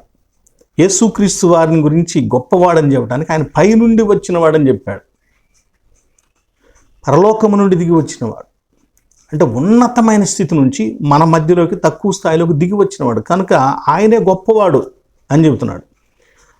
2వదిగా గొప్పవాడు అంటానికి ఇంకో సాక్ష్యం ఏం చెప్తున్నాడంటే యోహాను సువార్త 1:34 ఈయనే దేవుని కుమారుడని నేను తెలుసుకొని సాక్ష్యం ఇస్తున్నాను అని చెప్పాడు. దేవుని కుమారుడని తెలుసుకొని, అంటే దేవుని కుమారుడు, నేను మనుష్య కుమారుణ్ణి, నేను కేవలం నరుణ్ణి, కానీ ఆయన దేవుడు కాబట్టి ఆయన నాకంటే గొప్పవాడు అని తెలియచేస్తాడు. మూడవదిగా, నేను నీళ్లతో బాప్తిస్మం ఇస్తున్నాను, ఆయన అగ్నితో బాప్తిస్మం ఇస్తాడు కాబట్టి ఆయన నాకంటే గొప్పవాడు అని యేసుక్రీస్తు వారి యొక్క ఔన్నత్యాన్ని గురించి సాక్ష్యం ఇచ్చాడు. మొదట యేసుక్రీస్తు వారు నాకంటే ముందువాడని చెప్పాడు. 2, యేసుక్రీస్తు వారు నాకంటే గొప్పవాడని చెప్పాడు. 3, ఆయన మీ మధ్యలో ఉన్నాడని చెప్పాడు. యేసుక్రీస్తుని మధ్యలో ఉన్నవాడు అంటే ప్రజా సమూహంలోనే ఉన్నవాడు. మనం ఒక పాట పాడుకున్నాం, దేవుడు మనకు ఎల్లప్పుడూ తోడుగా ఉన్నాడు, ఏదేనులో ఆదాముతో ఉండెను, ఆయన యోసేపుతో ఉన్నాడు, అబ్రహాముతో ఇస్సాకుతో ఉన్నాడు, సముద్రంలో నడిచి వెళ్ళేటప్పుడు ఇశ్రాయేలుతో ఉన్నాడు, నేడు మనతో కూడా ఉంటాడు అని దేవుడు మనకు ఎల్లప్పుడూ తోడుగానున్నాడు, తోడుగానున్నాడు అని పాడుకుంటాం. ఎస్, ఆ కాలం నుంచి మనం చూస్తే దేవుడు ఎప్పుడు కూడా మనుషుల మధ్యలో మనుషులతో ఉన్నాడు, మనుషులతో ఉండేవాడు. ఇప్పుడు యేసుక్రీస్తు వారిని గురించి కూడా స్పష్టంగా తెలియజేస్తూ ఆయన మీ మధ్యలోనే ఉన్నాడు. ఒకప్పుడు అబ్రహాము, ఇస్సాకు, యాకోబులతో ఉన్నవాడు, మోషేతో ఉన్నవాడు, యోసేపుతో ఐగుప్తులో ఉన్నవాడు, చెరసాల్లో నుంచి బయటికి తీసుకుని వచ్చినవాడు, ప్రజలను ఐగుప్తు బానిసత్వం నుంచి బయటికి తీసుకుని వచ్చినవాడు, దావీదుతో ఉన్నవాడు, మనతో కూడా మన మధ్యలో ఉన్నాడు అని సాక్ష్యం ఇస్తున్నాడు. యేసుక్రీస్తు వారు అందుకే అంటాడు, వీటన్నిటినీ రంగరించి సదాకాలం నేను మీతో కూడా ఉన్నాను అని తెలియచేస్తున్నాడు. 4వదిగా బాప్తిస్మం ఇచ్చి యోహాను 4వదిగా ఏం చేశాడంటే సాక్ష్యము, వేలు పెట్టి ఈయన అని చూపిస్తున్నాడు. వేలు పెట్టి మరి ఈయన అని చూపిస్తున్నాడు. అంటే పిల్లల్ని ఏదైనా షాప్ దగ్గరికి తీసుకుని వెళ్ళామనుకోండి, వాడికి ఏం కావాలో మనకు అర్థం కావట్లేదు అనుకోండి, వాడు ఏం చేస్తాడు, అసలు మామూలుగానే మనకు అర్థమైనా వేలు పెట్టి ఇది నాకు కావాలని చూపిస్తాడు కదా. ఇక్కడ బాప్తిస్మం ఇచ్చే యోహాను కూడా యేసుక్రీస్తు వారి గురించి మళ్ళా ఏదైనా తప్పు ఆలోచనలు రాకుండా స్పష్టమైన అవగాహన కలిగించటం కోసమై అతడు ఆయనను ప్రత్యేకంగా పైకెత్తి ఆయన చేయి పట్టుకుని పైకెత్తి చూపిస్తున్నాడు. జనరల్గా కబడ్డీ ఆటల్లో, తర్వాత కొన్ని గేమ్స్లో వీటిల్లో మనం చూసినట్లయితే గెలిచిన వ్యక్తిని ఇద్దరు వ్యక్తులు పోరాడితే ఆ ఇద్దరు వ్యక్తులు చేపట్టుకుని ఎంపైర్ ఏం చేస్తాడంటే ఎవరు గెలిచాడో ఆ వ్యక్తిని చేయి పైకెత్తాడు, ఆ చేయి పట్టుకుని పైకెత్తాడు, అప్పుడు ఆ వ్యక్తి గెలిచాడని. అంటే మనకు అందరికీ ఒక అవగాహన వచ్చేసి దాటి చూస్తూ ఉంటే, కానీ అది స్పష్టం చేయటం కోసమై ఎంపైర్ అలా చేస్తాడు. బాప్తిస్మం ఇచ్చే యోహాను కూడా యేసుక్రీస్తు వారి చెయ్యి పట్టుకొని పైకెత్తి మరి అంటున్నాడు, ఈయనే దేవుని కుమారుడు, ఈయనే అని యేసుక్రీస్తు వారిని గురించి లేఖనాలు ఎవరిని గురించి చెబుతున్నాయో, దేవుడు ఎవరిని గురించి చెబుతున్నాడో, మోషే ఎవరు వస్తారని చెప్పాడో, అలాగే మీరు ఎవరి కోసం ఎదురు చూస్తూ ఉన్నారో, ప్రపంచాన్ని మొత్తాన్ని రక్షిస్తా వాడు ఎవరైతే ఉన్నారో ఈయనేనండి అని ప్రభు అయిన యేసుక్రీస్తు వారిని గురించి బాప్తిస్మం ఇచ్చే యోహాను చెబుతున్నాడు. 5వదిగా బాప్తిస్మం ఇచ్చే యోహాను ఏం చెబుతున్నాడంటే ఆయన అగ్నిలో బాప్తిస్మం ఇస్తాడని చెబుతున్నాడు. అగ్నిలో 5వదిగా యేసుక్రీస్తు వారు బాప్తిస్మం ఇస్తాడు నేను ఇచ్చినట్లుగానే, కానీ ఆయన అగ్నితో బాప్తిస్మం ఇస్తాడని చెబుతున్నాడు. అగ్నితో బాప్తిస్మం అంటే ఏంటి? అసలు బాప్తిస్మానికి ఉండాల్సినటువంటి ముఖ్యమైన విషయాలు ఏంటి? జనరల్గా మనం చెప్పుకోవాలంటే నెంబర్ 1 నీరు. బాప్తిస్మం పుచ్చుకునేవాడు, బాప్తిస్మం ఇచ్చేవాడు ఓకే, బాప్తిస్మం ఇవ్వడానికి నీరు ఉండాలి. 2వది ప్రాముఖ్యమైనది, నీరు మనం ఉంటే పని లేదు, వ్యర్థం. వాక్యం ఉండాలి. వాక్యము, తండ్రి యొక్కయు కుమారుని యొక్కయు పరిశుద్ధాత్మ యొక్క నామమున బాప్తిస్మం ఇవ్వండి అన్నాడు చూసారా. ఆ ఆజ్ఞను చెప్తేనే అది బాప్తిస్మం అవుతుంది. లేదా సామాన్యమైన అంటులు దోమటానికి కూడా బాప్తిస్మం అంటారు. కాబట్టి అన్ని బాప్తిస్మం రోజు మనం స్నానం చేస్తున్నాం అంత ఆ లెక్కన అయితే కాదు. ఎప్పుడైతే వాక్యముతో కూడా మిళితమైందో అప్పుడు మాత్రమే అది బాప్తిస్మముగా మనం చెప్పుకుంటాం. దీనికోసం నీరు ఉపయోగిస్తాం, కానీ యేసుక్రీస్తు వారంట అగ్నిని ఉపయోగిస్తాడంట. పూర్వకాలంలో తైలమును కూడా ఉపయోగించారంట నీళ్లు లభించని చోట. ఎడారుల్లో వెళుతూ ఉంటే దేవుని వాక్యాన్ని గురించి చెప్పుకుంటూ ఉంటే ఒకవేళ ఎవరైనా ఒక వ్యక్తికి అప్పుడే మారు మనసు పొంది నేను బాప్తిస్మం పొందాలని అంటే వాని మీద ప్రార్థించి ఇసుకను చల్లి కూడా బాప్తిస్మం ఇచ్చారంట ఆదిమ సంఘ సమస్యలు ఏర్పడినటువంటి కాలాల్లో. కాబట్టి బాప్తిస్మం ఇవ్వటానికి ప్రభు యొక్క వాక్యం. ఇక్కడ అగ్నితో బాప్తిస్మము అంటే అగ్ని ఒకటి దేవునికి గుర్తు, అగ్ని 2 దేవుని వాక్యానికి గుర్తు, అగ్ని 3 తీర్పుకు గుర్తు, అగ్ని 4 శుద్ధి చేయటానికి గుర్తు. ఇలా అగ్ని అనేకమైన వాటికి శ్రమలకు గుర్తుగా ఉంటుంది. వీటిలో అగ్ని అంటే ఇక్కడ తీసుకున్నటువంటి అర్థం ఏంటంటే పరిశుద్ధాత్మ, దేవునికి గుర్తు అనుకున్నాం కదా, పరిశుద్ధాత్మతో బాప్తిస్మం ఇవ్వటం. మీరు ఇక్కడే ఉండండి, నేను వెళ్ళిన తర్వాత పరిశుద్ధాత్ముడు మీ మీద దిగి వస్తాడు. అప్పటి వరకు మీరు ఇక్కడ ఉండండి, నేను వెళ్ళి ఆయన పంపిస్తాను. ఐ విల్ గివ్, నేను వెళ్ళి ఆయన పంపిస్తాను, నేను మీకు ఇస్తాను. కనుక యెరూషలేములో మేడగది మీద పెంతెకోస్తు రోజున ఆయన బాప్తిస్మం ఇచ్చాడు, అగ్ని బాప్తిస్మము. అక్కడ చెప్పబడిన మాటలు కూడా వేగంగా వీచు గాలి వంటి శబ్దం వచ్చి వారి మీద అగ్ని నాలుకల వలె అని చెప్పబడింది. కాబట్టి స్నేహితులారా, ఈ విషయాలన్నీ బట్టి మనం చూసినట్లయితే అగ్నిలో బాప్తిస్మం ఇవ్వటం అనేటువంటి సంగతి మనకు తెలిసింది. 6వది, ఆయన ఆత్మ కలిగినవాడు, పరిశుద్ధాత్మ కలిగినవాడు, సంపూర్ణంగా కలిగినవాడు అని చెబుతున్నాడు. యేసుక్రీస్తు వారికి ఇవ్వబడినటువంటి ఆత్మ యోహాను సువార్త 3వ అధ్యాయము 34వ వచనం, ఏలయనగా దేవుడు తాను పంపిన వానికి కొలత లేకుండా ఆత్మను అనుగ్రహించును, కొలత లేకుండా ఆత్మను అనుగ్రహించును. యేసుక్రీస్తు వారికి ఆయనకున్న ఆత్మ పరిశుద్ధాత్మ, ఆయనే పరిశుద్ధాత్మ. ఆయన కొలత లేదు, మనకైతే కొలత ఉంది, కానీ ఆయనకు కొలత లేదంటే సంపూర్ణం.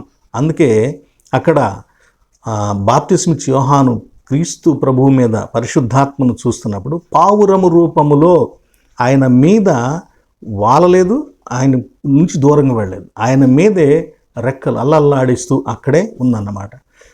అంటే పావురం సంపూర్ణత గుర్తు, దానిలో అరాకొరా లేదు, అది సంపూర్ణంగా ఉన్నటువంటి పావురం. బలి ఇచ్చే పావురం సంపూర్ణంగా ఉండాలి, ఏ లోటు ఉండకూడదు.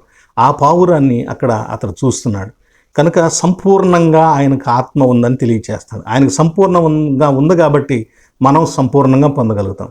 ఇక్కడ పరిశుద్ధాత్మ యొక్క ఆకారం మొదలైన వాటిని మనం చూసినట్లయితే నెంబర్ 1 పర్సోనిఫికేషన్, నెంబర్ 2 థియోఫనీ అనే పదాలు వేదాంత పరంగా చెప్పబడతాయి. పర్సోనిఫికేషన్ అనంటే ఏంటంటే మనం భౌతికంగా లేనటువంటిది ఏదైనా మనం ఊహించే వస్తువు కానీ వ్యక్తి కానీ శక్తి కానీ మన ఊహల్లో మాత్రమే ఉండేటువంటి శక్తి అకస్మాత్తుగా మన కళ్ళ ముందు ప్రత్యక్షమై భౌతికంగా మనతో మాట్లాడుతూ కదులుతూ ఉంటే దాన్ని ఏమంటారంటే పర్సోనిఫికేషన్ అని చెప్పేసి తెలియచేస్తారు. ప్రత్యక్షం అవ్వటం, దేవదూతలు విజిబుల్గా అంటే కంటికి కనబడేటట్టుగా ప్రత్యక్షమయ్యారు. అలాగే ఇంకా చెవికి వినబడేటట్టుగా కొన్ని చోట్ల ప్రత్యక్షత జరిగింది. ఈయన నా ప్రియకుమారుడు, ఈయనందు ఆనందించుడి అని చెప్పబడిన చోట, మరికొన్ని చోట్ల డ్రీమ్స్, కలలు, దర్శనాల ద్వారా పర్సోనిఫికేషన్. ఏది ఏమైనా ఇది తాత్కాలికమైనది. ఈ పర్సోనిఫికేషన్ అనేటువంటి మాట గ్రీకు భాషలో ప్రొసోపోపియో అనేటువంటి పదం. దీని అర్థం ఏమిటంటే ఆకస్మికంగా మన ఊహల్లో ఉండే వ్యక్తి కానీ అతీంద్రియ వ్యక్తి కానీ శక్తి కానీ మన కన్నుల ఎదుట తటస్థించి ప్రత్యక్షంగా వాస్తవంలోకి వచ్చి మనకు కావలసిన మేలు చేసి ఉపయోగార్థమైన పని చేసి మళ్ళా అంతర్ధానం అయిపోవటం తాత్కాలికం. కానీ యేసుక్రీస్తు వారి యొక్క ఆ రూపము, ఆయన పొందినటువంటి ఆ గొప్ప పర్సోనిఫికేషన్ మాత్రం తాత్కాలికం కాదు, అది అల్టిమేట్, అది కదా అంతిమం. దాన్ని మించింది ఎవరు కూడా లేనే లేదు, దాని స్థాయిలో ఎవరు చేయలేరు కూడా. రెండవది థియోఫనీ అనేటువంటి పదము. ఇది 2 గ్రీకు పదాల కలయిక, సంయుక్త పదం. థియోస్ ప్లస్ ఫానియా అనేటువంటి గ్రీకు పదాలు. థియోస్ అంటే గాడ్, ఫానియా అంటే ఆకారం, అపీరెన్స్, ఏర్పడటం, ఒక రూపములోకి ఏర్పడటం అనమాట. కాబట్టి యేసుక్రీస్తు వారు మనకు ఆయన ఇచ్చినటువంటి ప్రత్యక్షత, లోకానికి ఇచ్చినటువంటి ప్రత్యక్షత, అంత గొప్ప ఉన్నతమైనటువంటి ప్రత్యక్షతను ఆయన దయచేశాడు. ఈ పద్ధతిలో మనం చూస్తే లోగోస్ శరీరధారి అవటం, వాక్యం శరీరధారి అవటం, దేవుడు మానవుడిగా జన్మించటం, యెషయా చెప్పిన అరణ్యంలో శబ్దం యోహాను రూపంలో ప్రజల మధ్య ఉండటం, ఇలా ఈ విషయాలన్నిటిని కూడా మనం చాలా నమ్మాల్సి ఉంటుంది. థియోఫనీ, పర్సోనిఫికేషన్, ఈ యొక్క భావనలో నుంచి. అయితే డొసటీనియన్లని వాళ్ళు ఉండేవాళ్ళు. వాళ్ళు ఏమిటంటే ఒక అవతారం, వాళ్ళు ఒక మాయా స్వరూపాన్ని గురించి చెప్పేవాళ్ళు అనమాట. దాన్ని నమ్ముతారు వాళ్ళు. ఆ ఏథెన్స్ ప్రాంతంలోను, తర్వాత గ్రీకు అభివృద్ధి చెందుతున్న ప్రాంతంలో ఉన్నటువంటి డొసటేనియన్. కానీ క్రైస్తవ్యం చెప్పేటువంటి అవతారం అనేటువంటి మాట అలాంటిది కాదు. ఇది సత్యము, నిజము, అల్టిమేట్. ఇక 7వ విషయము, ఇప్పుడు చెప్పుకున్నాం మనం, యోహాను ఏమేమి విషయాలు సాక్ష్యం ఇచ్చాడు దానికి. 7వదిగా యేసుక్రీస్తు వారు కూడా బోధిస్తాడు అని సాక్ష్యం ఇచ్చాడు. ఆయన కూడా బోధిస్తాడు అంటే ఒక ట్రైనింగ్ క్లాస్ లాగా ప్రజలకు ఆయన ఏమేం చేస్తాడో దాని గురించి ముందు చెబుతున్నాడు. అంటే దాని తర్వాత వీళ్ళు యాక్సెప్ట్ చేయటం కోసం ప్రిపరేషన్ కదా, కాబట్టి చేస్తున్నాడు. ఏం చెప్తాడు ఆయన యోహాను సువార్త 3:32 ఆయన తండ్రి యొద్ద కన్న వాటిని గురించి, వినిన వాటిని గురించి సాక్ష్యం ఇస్తాడు. తండ్రి దగ్గర ఏం చూశాడో వాటిని గురించి తెలియజేస్తాడు. ఆ సాక్ష్యాన్ని నమ్మినవాడు దేవుడు సత్యవంతుడు అనేవాడు అనమాట. ఆ సాక్ష్యాన్ని, యేసుక్రీస్తు వారి బోధన ఎవరైతే నమ్మడో వాడు దేవుణ్ణి కూడా అబద్ధికునిగా చేస్తున్నవాడు అనమాట. జాగ్రత్త, యేసుక్రీస్తు వారి బోధను, మాటలను నమ్మని వ్యక్తి, అవహేళన చేసే వ్యక్తి దేవునిని అవహేళన చేస్తున్నవాడని ఇక్కడ అర్థం మనకి తెలియచేయబడుతుంది. యేసుక్రీస్తు వారు కూడా ఏం చెప్పాడు? నేను నా తండ్రి దగ్గర ఏమి చూచానో అదే చేస్తున్నాను, నా తండ్రి దగ్గర నేనేమి విన్నానో అది మీకు చెబుతున్నాను. మీరెందుకు నమ్మరు? మీరెందుకు నా మాటలను గ్రహించట్లేదు? ఎందుకని మీరు తెలుసుకోవట్లేదంటే మీలో వాక్యానికి తావులేదు కాబట్టి. మీరు దేవుని యందు విశ్వాసం ఉంచిన వారు కాదు, మీరు మోసగాళ్ళైనటువంటి భక్తులు కాబట్టి. మీకు దేవుడుగా తండ్రి, మీ తండ్రి అబద్ధీకుడు, అబద్ధానికి జనకుడు, అపవాది, వాడి పిల్లలు మీరని ప్రభు వాళ్ళ గురించి తెలియజేశాడు. 8వదిగా యేసుక్రీస్తు వారిని అగ్నుస్ డై అని చెప్పాడు. దేవుని గొర్రెపిల్ల, దేవుని గొర్రెపిల్ల. ఏంటి దేవుని గొర్రెపిల్ల అంటే? గొర్రెలను పెంచుకునేటువంటి వ్యక్తి, ఒక గొర్రె అప్పుడే తొలిచూలుగా అది ఈనినప్పుడు ఆ మొదటి పిల్లను తీసి జాగ్రత్తగా బట్టలతో చుట్టి ఒక చోట జాగ్రత్తగా ఉంచుతాడు. దానికి చిన్న గాయం కానీ ఏ ఇబ్బంది కానీ రాకుండా. ఎందుకంటే ఆ తొలిచూలుది దేవుని పిల్ల, దేవునిది కాబట్టి దానికి పేరు ఏం పెడతారంటే దిస్ ఈజ్ గాడ్స్, దేవునికి సంబంధించినటువంటి గొర్రె పిల్ల, అగ్నుస్ డై అని దానికి పేరు పెడతారు. ఇక్కడ యేసుక్రీస్తు వారు కూడా అలాగే దేవునికి సంబంధించిన వాడు. ఆయన పుట్టింది మనుషుల్లోనే, కానీ దేవుని సంబంధమైన వాడు. అందుకే మరియమ్మ ఆయన 12 సంవత్సరాలప్పుడు 3 రోజులు వెళ్ళి తిరిగి వచ్చి, అయ్యా కుమారుడా నువ్వేంటి ఇక్కడున్నావా? మేము చాలా దూరం వెళ్ళి తిరిగి వచ్చామంటే, నేను నా తండ్రి పనుల మీద ఉండాలని మీకు తెలియదా? ఆయన దేవుని గొర్రె పిల్ల. బాప్తిస్మిచ్చి యోహాను ఆ సాక్ష్యాన్ని తెలియచేస్తున్నాడు. గొర్రెపిల్ల అలా ప్రథమముగా పుట్టిన గొర్రెపిల్ల కానుకగా ఇవ్వబడుతుంది. 2వది బలిగా ఇవ్వబడే గొర్రెపిల్ల కూడా దేవుని పిల్లే. బలికి పెంచేటువంటి గొర్రెపిల్లలకు కూడా దిస్ ఈజ్ ఫర్ గాడ్, ఇవి దేవుని కోసం, దేవుని గొర్రెపిల్లలు అని చాలా జాగ్రత్తగా బలి ఇవ్వటానికి ముడతైనను, మచ్చైనను, కళంకమైనను అటు మరి ఏదైనా లేకుండా దాన్ని జాగ్రత్తగా కాపాడుతూ ఉంటారు. కనుక వాటిని దేవుని గొర్రెపిల్లలని యేసు క్రీస్తు వారు కూడా మన పక్షంగా బలి ఇవ్వబడటానికి, ఆయన అర్పించబడటానికి ఈ లోకంలో గొర్రెపిల్ల, దేవుని గొర్రెపిల్ల. అందుకే మనము సంస్కారం తీసుకున్న తర్వాత ఆరాధనలో లోక పాపమును మోసికొని పోవు దేవుని గొర్రె పిల్లవైన ఓ క్రీస్తు మమ్మును కనికరింపుము అని ఆయన కనికరాన్ని మనం వేడుకుంటాం. 9వదిగా బెనీ ఎలోహిం, బెనీ ఎలోహిం అంటే ఆయన దేవుని కుమారుడు. ఇంతకుముందు దేవుని గొర్రెపిల్ల అని చూసాం, ఇప్పుడు దేవుని కుమారుడు. యోహాను సువార్త 1:34 బాప్తిస్మిచ్చి యోహాను ఇచ్చిన సాక్ష్యములో యేసుక్రీస్తు వారి గురించి ఇన్ని విషయాలు ఉన్నాయండి. వాటిని ప్రత్యేకంగా మనం చూస్తుంటే ఎంత గొప్పగా ఉన్నాయో. 9వదిగా ఏం చెబుతున్నాడు? బెనీ ఎలోహిం. యోహాను సువార్త 1:34 ఈయనే దేవుని కుమారుడని నేను తెలుసుకొని సాక్ష్యం ఇచ్చాను, నేను తెలుసుకొని సాక్ష్యం ఇచ్చాను. సన్ ఆఫ్ గాడ్, గ్రీకు భాషలో థియోస్ హో హుయోస్ అనేటువంటి మాట, అంటే దేవుని గొర్రెపిల్ల. 2వది లాటిన్లో ఏమన్నారంటే డియూస్ ఫిలియస్ అనేటువంటి పదం, డియోస్ ఫిలియోస్ లాటిన్లో. ఈ పదాన్ని కైసర్ ఔగుస్తు కూడా వాడుకున్నాడు, నాణ్యాల మీద రాశాడు. కైసర్ ఔగుస్తు దేవుని కుమారుడు అని ఈ పదాన్ని రాసుకున్నాడు నాణ్యాల మీద. హెబ్రీ భాషలో ముందు మనం చెప్పుకున్నాం బెనీ ఎలోహిమ్ అంటే ఒకటి హెరిటికల్ అంటే వారసత్వ సంబంధమైన, కుమారుడుగా అంటే రక్త సంబంధము, హక్కులు, బాధ్యతలు ఇవన్నీ కూడా ఉంటాయి. అవును, యేసుక్రీస్తు వారి బాధ్యత అంటే నా తండ్రి పని మీద నేనున్నాను, నా తండ్రి పనులు చేయాలి, నేను వెలుగున్నంత వరకు నేను ఇంకెక్కువగా చేయాలని అంటాడు, బాధ్యత. రెండవది డిసెండెంట్, సంతానము. దేవుని కుమారుడు అంటే సంతానము. నేడు నేను నిన్ను కని ఉన్నాను, నీవు నా కుమారుడు కీర్తనలో తెలియచేయబడింది. జనతైక కుమారుడు అని ఆయన గురించి తెలియచేయబడింది. అద్వితీయ కుమారుడు అని ఆయన గురించి తెలియచేయబడింది. కాబట్టి ఈయన పరలోకము నుండి వచ్చిన వాడని చెబుతాడు అన్నమాట. దానికోసం 3వ అధ్యాయం 31వ వచనంలో పరలోకము నుండి దిగి వచ్చిన వాడని యేసుక్రీస్తు వారిని దేవుని కుమారుడుగా, ఆయన ఎవరికి సంబంధించిన వాడు, ఆయన వారసత్వం ఏంటి అని ఆ విషయాలను తెలియచేస్తున్నాడు. 10వదిగా ఆయన హెచ్చవలసి ఉన్నది, నేను తగ్గవలసి ఉన్నది అనేటువంటి మాట.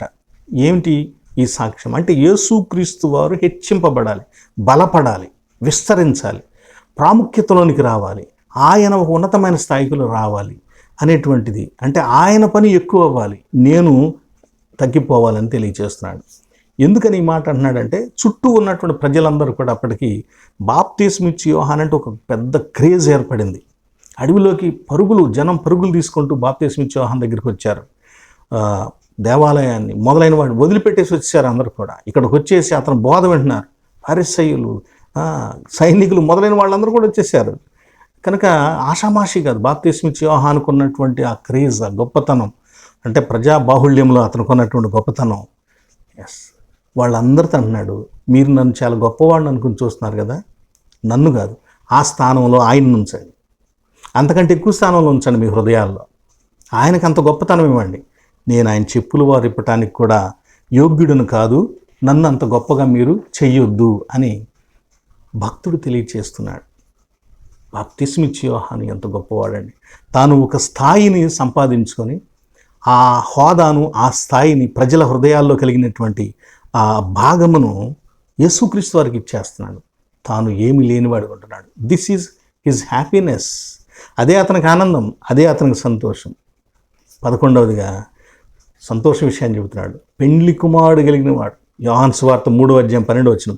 పెండ్లి కుమార్తె గలవాడు పెండ్లి కుమారుడు అయితే నిలువబడి పెండ్లి కుమారుని స్వరము వినేటి స్నేహితుడు ఆ పెండ్లి కుమారుని స్వరము విని మిక్కిలి సంతోషించును. ఈ నా సంతోషము పరిపూర్ణమైనది అని చెప్పాడు అక్కడ. ఎస్, పెండ్లి కుమారుడు యేసుక్రీస్తు వారి గురించి పెండ్లి కుమారుడు అని చెప్పాడు. పెండ్లి కుమారుడు అంటే పెండ్లి కుమారుడు అంతే అర్థం ఏంటంటే శుభాన్ని, సంతోషాన్ని కలిగించేవాడు. రెండవది విందు పెడతాడు, పెండ్లి కుమారుడు భోజనం పెడతాడు, శుభ సంతోషం కలిగిస్తాడు సమాజంలో, విందు పెడతాడు సమాజానికి, బంధువులకు, తద్వారా ఆనందాన్ని కలిగిస్తాడు. నూతన కుటుంబాన్ని ఏర్పాటు చేసుకుంటాడు. ఆయన ఒక క్రొత్త కుటుంబాన్ని ఆయన ఏర్పాటు చేసుకుంటాడు. పెండ్లి కుమారుడు అంటే పెండిలో ప్రధానం, ముఖ్యమైన వ్యక్తి అతడే. పెండ్లి కుమారుడు, పెండ్లి కుమార్తె, వీళ్ళే పెండిలో ముఖ్యం. వీళ్ళు లేకపోతే ఇంకేముంది కదా. కనుక క్రీస్తు లేకుండా ఏమీ లేదు, క్రీస్తు ఉంటేనే అన్నీ మనకి. ఆయనే మనకు విందు ఇచ్చేవాడు. దీనిని భక్తుడు అంటాడు, ఆయనేమో ప్రభురాత్రి భోజనపు విందు అని అన్నాడు పౌలు భక్తుడు. మన ఏబి మాసిలమణి గారు చాలా గొప్ప కదా, జీవాహారము అని ఉన్నతంగా తెలియచేస్తుంటాడు. కాబట్టి సహోదరులు, విందు ఇచ్చేవాడు యేసుక్రీస్తు వారు విందుని ఏర్పాటు చేశాడు.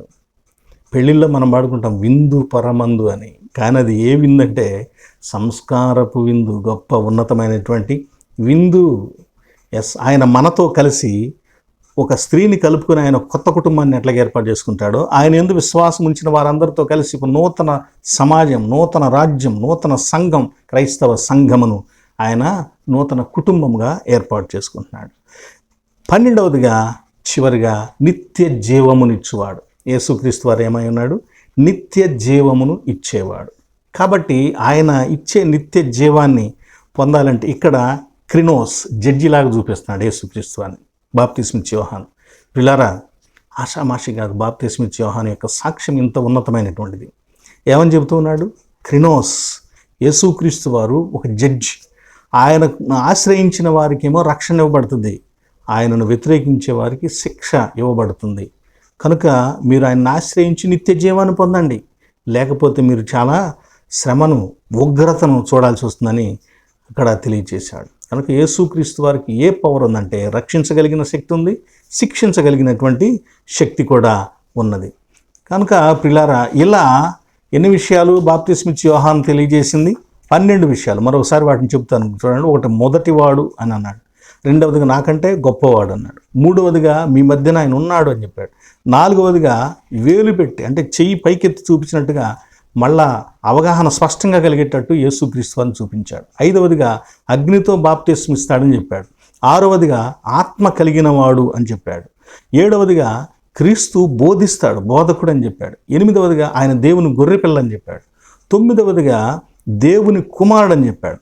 10వదిగా ఆయన హెచ్చవలసిన వాడు, మన జీవితాల్లో కూడా క్రీస్తు హెచ్చవలసిన వాడు. 11వదిగా పెండ్లి కుమారుడు. 12వదిగా నిత్య జీవమును ఇచ్చేవాడు. ఇలా 12 రకాలైనటువంటి సాక్ష్యాలు ఇచ్చాడు. ఇవన్నీ ఇస్తూ అన్నాడు, నా సంతోషము పరిపూర్ణమైనది అని యోహాను భక్తుడు తెలియజేశాడు. అందుకే ప్రభు గత వారం మనం ధ్యానించాం, యోహాను నువ్వేనా, మేము ఇంకెవరి కోసమైనా చూడాలన్నప్పుడు నువ్వు అభ్యంతరపడద్దు, అలా ఉండు అని బాప్తిస్మిచ్చి యోహానికి సింపుల్ ఒక మాట చెబితే బాప్తిస్మి యోహానికి అర్థమైపోద్ది అనమాట. వాళ్ళిద్దరి మధ్య ఉన్నటువంటి అవగాహన అది. కాబట్టి అంత చక్కగా తెలియచేశాడు. పౌలు భక్తుడు కూడా ఈరోజు మనం పత్రిక పాఠ్య భాగంలో అంటాడు, సంతోషించండి, మరలా చెప్తాను, ఆనందించండి అని అంటాడు. సమస్త జ్ఞానమునకు మించిన దేవుని సమాధానం, పీస్ ఆఫ్ గాడ్, షాలోమ్ అని మనం చెప్పుకునేటువంటి దేవుని సమాధానము, ఇట్స్ ఏ సెక్యూరిటీ గార్డ్. మన హృదయానికి, మన తలంపులకు సెక్యూరిటీని ఇస్తుందని తెలియచేయబడుతుంది. ఈ వారం మనం వెలిగించేటువంటి క్యాండిల్ కూడా 4వ వారం పీస్, క్యాండిల్ ఆఫ్ పీస్. దాన్ని శాంతి, సమాధాన సంబంధమైనటువంటి క్యాండిల్ అని వెలిగిస్తాం. స్నేహితులారా, ఇవి బాప్తిస్మం ఇచ్చి యోహాను ద్వారా, ఆయన ఇచ్చిన సాక్ష్యం ద్వారా మనం తెలుసుకుంటున్నటువంటి విషయాలు. ఈ విషయాలను మన హృదయంలో ఉంచుకొని దేవునికి మనం కూడా మంచి సాక్షులంగా జీవించుదాం. సర్వశక్తిమంతుడు అలా ఉండేటకు మనకు సహాయం చేయనుగాక. ఆమెన్. గుర్తుపెట్టుకోండి, అందరికీ, వేరే వాళ్ళకు కూడా, మీకు తెలిసిన వారికి, బంధువులకు, స్నేహితులకు, మీకు తెలిసిన గ్రూపుల్లో కూడా ఈ వీడియోను షేర్ చేయండి, అలాగే లైక్ చేయండి. అలా లైక్ చేస్తే యూట్యూబ్లో చాలామందికి చేరే అవకాశం ఉంటుంది అంటారు. కాబట్టి చూస్తున్నారు, షేర్ చేయండి. ఒక సహోదరుడు ఎవరో, మీరు అంగీ వేసుకుని క్యాసిక్ వేసుకుని చెప్పండి అని చెప్పాను అన్నారు. చాలా చక్కగా రాశారు, వారికి వందనాలు తెలియజేస్తున్నాను. అయితే నేను చర్చిలో ప్రస్తుతం చేయట్లేదండి, సంవత్సరం పై నుంచి ఖాళీగానే ఉన్నాను. కనుక ఇంట్లోనే దేవుని వాక్యాన్ని రికార్డ్ చేసి యూట్యూబ్లో పోస్ట్ చేస్తున్నాను. కనుక మొదట్లో కొన్నాళ్ళ క్యాసిక్ వేసుకున్నాను, కానీ ఇప్పుడు వేసుకోవట్లేదు. ఎందుకంటే మనం ఇంట్లోనే చేస్తున్నాం కదా అనేటువంటి ఒక అభిప్రాయం. అలాగని క్యాసిక్ వేసుకోకూడదంటే అభ్యంతరం ఏం లేదు, క్యాసిక్ ధరించి వాక్యాన్ని చెప్పవచ్చు. ఏదేమైనా వాక్యం మనం క్రమంగా చెప్పుకోవడం మంచిదనే ఉద్దేశంతో జరిగిస్తున్నాను. మా కొరకు ప్రార్థన చేయండి, మీ కొరకు కూడా మేము కూడా ప్రార్థన చేస్తున్నాం. ప్రియులారా, ప్రార్థన, ప్రభు నేర్పిన ప్రార్థన ఆశీర్వాదంతో సెలవు తీసుకుందామండి. తరలు వంచండి. ప్రార్థన. మహాఘనుడవు, పరిశుద్ధుడవు, సర్వశక్తిమంతుడు అయిన దేవానికి స్తోత్రము నాయన. ఈరోజు బాప్తిస్మిచ్చి యోహాను యొక్క సాక్ష్యమును గురించి మేము విని ఉన్నాం. కనికరించండి, అటు గొప్ప సాక్ష్యమును మా హృదయాలలో పదిలపరుచుకొని ఆయన ఆ విషయాలను మేము కూడా మా జీవితంలో మీకు సాక్ష్యముగా నిలబడటకై అవగాహనను మాకు అనుగ్రహించారు తండ్రి. అట్టి అవగాహనతో బాప్తిస్మిచ్చి యోహాను ఏ రీతిగా సంపూర్ణమైన సమర్పణతో, సంతోషముతో, ఒక భయంకరమైన పేదరిక జీవితంలో కూడా ఎంత ఆనందాన్ని అనుభవించాడో, ఎంత సమాధానాన్ని అనుభవించాడో, అలాంటి సమాధానకరమైన స్థితిని మేము కూడా అనుభవించడానికి మమ్మల్ని కూడా నడిపించండి అయ్యా. ఇదిగో ఈ వాక్యము ఇంతవరకు వినినటువంటి నీ ప్రియబిడ్డలను కనికరించి వారి హృదయాలలో ముద్రించండి. వారి హృదయాలలో ఉండే ఆందోళనలు, అసమాధాన స్థితులను తీసివేసి గొప్ప సమాధానము బిడ్డల్లో మీరు వెలిగించండి, అనుగ్రహించండి. సమాధానం ద్వారా హృదయాలను, తలంపులను కావలి కాస్తానని చెప్పావు. అవును నాయన, మా హృదయము, మా తలంపులు కావలి కాయకపోతే నాయన అవి మమ్మలను పతనం చేస్తాయి. కాబట్టి మీ సమాధానంతో మమ్మలను కాపాడమని మీకు అప్పగించుకుంటున్నాం అయ్యా. మేము ఈ ఆదివారం తర్వాత క్రిస్మస్, ఆ తర్వాత నూతన సంవత్సరపు వేడుకల్లోకి వెళ్ళబోతున్నాం. కనికరించి వాటినన్నింటినీ సంతోషంగా అనుభవించి తిరిగి మరలా కలుసుకునే కృప మా అందరికీ ప్రసాదించమని ఇటు వాక్యము ధ్యానించట్లో మాకు సహాయం చేసిన మీకు వందనాలు చెల్లిస్తూ మాకందరికీ ఆరోగ్యము, ఆశీర్వాదము, క్షేమము, సమాధానము, సమృద్ధి, ఆనందము ఎల్లప్పుడూ ప్రసాదించమని యేసుక్రీస్తు వారి పేరున వేడుకొంచున్నాము తండ్రి. ఆమేన్. పరలోకమందున్న మా తండ్రి, నీ నామము పరిశుద్ధపరచబడునుగాక, నీ రాజ్యము మాకు వచ్చునుగాక, నీ చిత్తము పరలోకమందు నెరవేరుచున్నట్లు భూమి యందు నెరవేరునుగాక. మా అనుదిన ఆహారము నేడు మాకు దయచేయము. మా ఎడల అపరాధము చేసిన వారిని మేము క్షమించి ఉన్న ప్రకారము మా అపరాధములను క్షమించుము. మమ్మను శోధనలోనికి తేక దుష్టు నుండి తప్పించుము. రాజ్యము, శక్తియు, మహిమ నిరంతరం నీవై ఉన్నవి తండ్రి. ఆమేన్. మన పరమతండ్రి అయిన దేవుని ప్రేమయు, ప్రభు అయిన యేసుక్రీస్తు వారి కృపయు, పరిశుద్ధాత్మ దేవుని యొక్క అన్యోన్య సహవాసము, దీవెనలు సదా మీకు కలుగునుగాక. ఆమేన్, ఆమేన్, ఆమేన్. మీ అందరికి వందనాలండి. సెలవు.